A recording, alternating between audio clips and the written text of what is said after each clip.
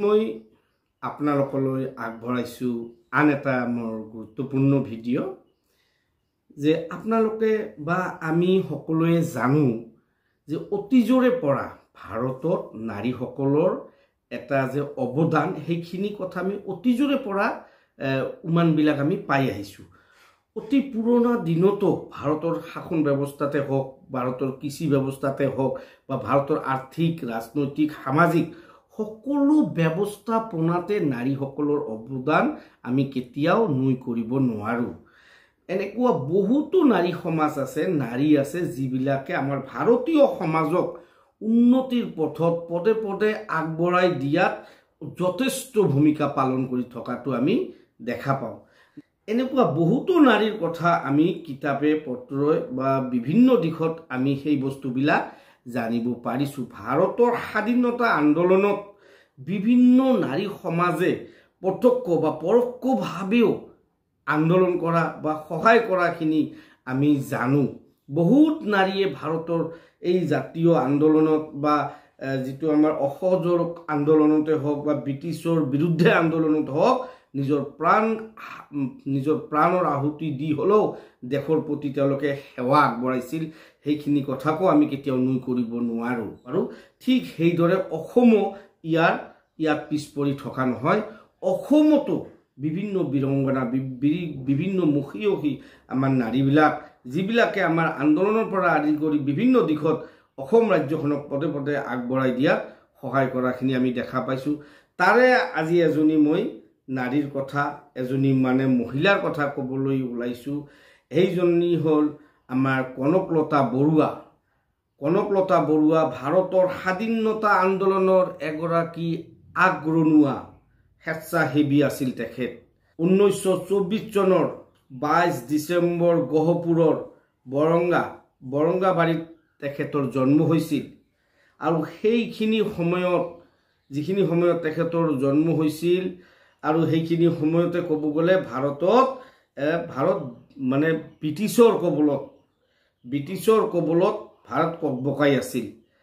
তেওঁ যেতিয়া লাহে লাহে ডাঙৰ দীঘল হৈ আহিছিল তেওঁ এইবিলাকৰ পৰা বাৰুকৈয়ে প্ৰভাৱিত হৈছিল। জ্যোতিপ্ৰসাদ আগৰৱালাৰ নেতৃত্বত 1942 চনৰ 20 ছেপ্টেম্বৰ তাৰিখে ভাৰতীয় জাতীয় কংগ্ৰেছৰ অসম শাখাই অসমৰ প্ৰত্যেকখন থানাত থকা ব্ৰিটিছৰ পতাকাৰ বিৰুদ্ধে যে ব্ৰিটিছৰ পতাকা তাৰ পৰা নুমুৱাই আমাৰ জাতীয় কংগ্ৰেছৰ পতাকা উত্তোলন কৰাটো এটা কাৰ্যসূচী হাতত লৈছিল। সেই আন্দোলনত আমাৰ এই মহিয়সী নাৰী কনকলতা বৰুৱা তাতে অংশগ্ৰহণ কৰিছিল। এই ব্ৰিটিছে কথাখিনিৰ উমান পাই কি কৰিছিল, এটা মৃত্যুপণ বাহিনী অলৰেডি তেওঁলোকৰ হাতত থকা এটা মৃত্যুপণ বাহিনীক সজাগ কৰি ৰাখিছিল যে আন্দোলনকাৰীসকল আহিলে তেওঁলোকক যধে মধে গুলিয়াই হত্যা কৰা হ'ব। এই গহপুৰ যিখিনি জাগাত ঘটনা হৈছিল সেইখিনি আছিল গহপুৰ। আৰু সেইদিনাখন কি কৰিছিল, কনকলতা বৰুৱাহঁতৰ এটা সজাতি দলে গহপুৰ পশ্চিম ফালৰ পৰা থানাৰ অভিমুখে অহা মৃত্যুপণ বাহিনীৰ সন্মুখত থকা মূল স্বেচ্ছাসেৱিকা গৰাকী আছিল কনকলতা বৰুৱা। কনকলতা বৰুৱা এজন আগৰণুৱা আছিল। তেওঁ আগত থাকি সন্মুখত থাকি কি কৰিছিল, প্ৰতিবাদ কৰিছিল, সন্মুখত থাকি তেওঁ আন্দোলন কৰিছিল। অসমৰ পৰা ব্ৰিটিছ তথা ভাৰতৰ পৰা ব্ৰিটিছক যোৱাৰ কাৰণে ব্ৰিটিছ শাসনৰ ওৰ পেলাবলৈ ৰাতি দিনে দেহে কেহে তেখেত খাটিছিল। আৰু এই যিটো কাৰ্যসূচী আছিল এই কাৰ্যসূচীত তেওঁ কি কৰিছিল, সন্মুখৰ পৰা তেওঁ নেতৃত্ব দিছিল।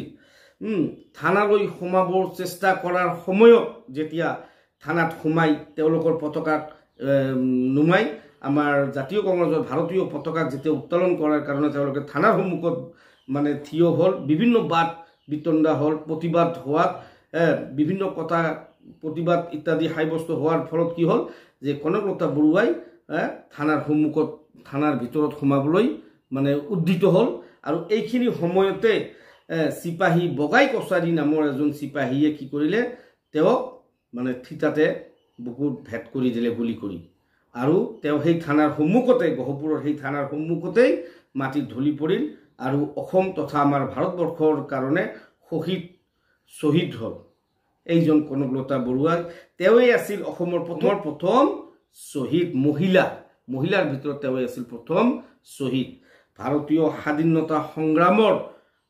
স্বাধীনতা সংগ্ৰামৰ প্ৰথম মহিলা শ্বহীদ বুলি ক'ব যাওঁতে আমি কনকলতা বৰুৱাৰ কথাখিনিকে ক'ব পাৰোঁ। তেখেত আছিল অত্যন্ত সাহসী মনোবল আৰু গভীৰ দেশপ্ৰেম আদৰ্শৰ আজীৱন অসমীয়াৰ হৃদয় কথাত সজীৱ হৈ থাকিব। ইতিহাসে সদায় সেইজন কনকলতা বৰুৱাক কি সোণালী আখৰেৰে দাঙি ধৰিব আৰু তেখেতৰ পৰিচয়খিনি প্ৰজন্মই যাতে পায় তাৰ কাৰণে ব্যৱস্থা কৰিব আৰু আমাৰ পৰৱৰ্তী প্ৰজন্ম যাতে আমাৰ এই কনকলতা বৰুৱাৰ দৰে আৰু অসমীয়া বহুতো আমাৰ বীৰংগনা আছে স্বাধীনতা সংগ্ৰামত বা বিভিন্ন দিশত নিজৰ আত্মবলিদান দিয়া বিভিন্ন মহিলাসকল আছে, তেওঁলোকৰ প্ৰতি আমাক অনুপ্ৰাণিত হ'ব লাগে। আমাৰ পৰৱৰ্তী প্ৰজন্মই যাতে তেওঁলোকক মনত ৰাখে তাৰ কাৰণে ব্যৱস্থাখিনি আমিয়েই কৰিব লাগিব। গতিকে বন্ধু বান্ধৱীসকল, যদি মোৰ ভিডিঅ'টো ভাল লাগে আপোনালোকে দয়া কৰি লাইক কমেণ্ট শ্বেয়াৰ কৰিব।